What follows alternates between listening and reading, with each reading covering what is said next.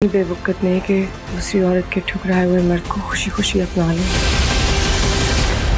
ये तुम्हारे और वफा के खुला के पेपर्स हैं। हर जमाने की कोई ना कोई दास्तान होती है। ये एक ऐसा गुजरा हुआ वाक़या है जिसने न सिर्फ बच्चों को बौखला दिया था बल्कि हम भी बौखला गए थे। वफा बदला लेने में रह गई ना तो मैं खाली हाथ रह जाऊंगा। एक बार मुश्किल वक्त में जो हाथ छुड़ा ले उसके सामने दोबारा हाथ नहीं फैलाती मैं।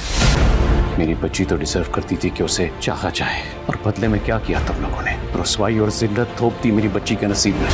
औरत की जो मोहब्बत की सरजमीन होती है ना, वो बड़ी जरखेज होती है, वो बीच को फौरन पकड़ लेती है। राह सीरियल गैर की आने वाली एपिसोड बहुत ही ज्यादा इंटरेस्टिंग और धमाकेदार होने वाली है। सालिस को एहसास हो चुका है कि वफा की अहमियत इसकी जिंदगी में क्या थी, इसलिए वो अपनी माँ के पास जाता है और उसे कहता है कि मैं वफा को इस घर में वापस लाना चाहता हूँ। मैंने वफा के साथ बहुत बुरा सलूक किया, वफा इन सब की हकदार नहीं थी। आप मेरे साथ चलें और वफा को इस घर में लेकर ही आए। यहाँ पर तहजीब सालिस से कहेगी कि तुम अब बड़े हो गए हो, मैं कब तक तुम्हारे साथ रहूंगी, तुम खुद अपने फैसले लिया करो। और इस बार तुमने वफा को नाराज किया है और तुम ही वफा से माफ़ी मांगकर उसको घर में वापस लेकर आओगे।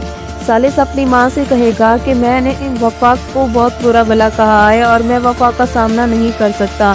अगर वफा बदला लेने पर आ गई तो मेरे पास कुछ भी नहीं बचेगा, मैं खाली हाथ रह जाऊंगा। आखिरकार सालिस अपने मामू के घर पहुंच ही जाएगा और अपने नाना की भी सिफारिश लेगा कि आप उस्मान मामू से कहें कि वो वफा को मेरे साथ भेज दे। लेकिन जब सालिस उस्मान साहब और वफा का सामना करेगा तो उस्मान सालिस से यही कहेगा कि आपने मेरी फूल जैसी बेटी के साथ इतना सब कुछ कर दिया जो सिर्फ मोहब्बत चाहने की हकदार थी, और आप लोगों ने ये सब कुछ देने की बजाय जिल्लत और रुसवाई थोप दी मेरी फूल जैसी बेटी के हिस्से में। वफा ये सब डिजर्व नहीं करती थी। वफा यहाँ पर सालिस को ये बता देगी कि मैं ऐसे बुज़दिल और कमज़ोर इंसान के साथ नहीं रह सकती। एक बार जो मुश्किल वक्त में हाथ छुड़ा दे उसके सामने मैं दोबारा हाथ नहीं फैलाती। मैंने हमेशा से शफा की उतरन ही पहनी है और अब मैं ऐसा नहीं करूँगी। दूसरों के ठुकराए हुए मर्द को अपना लूँ।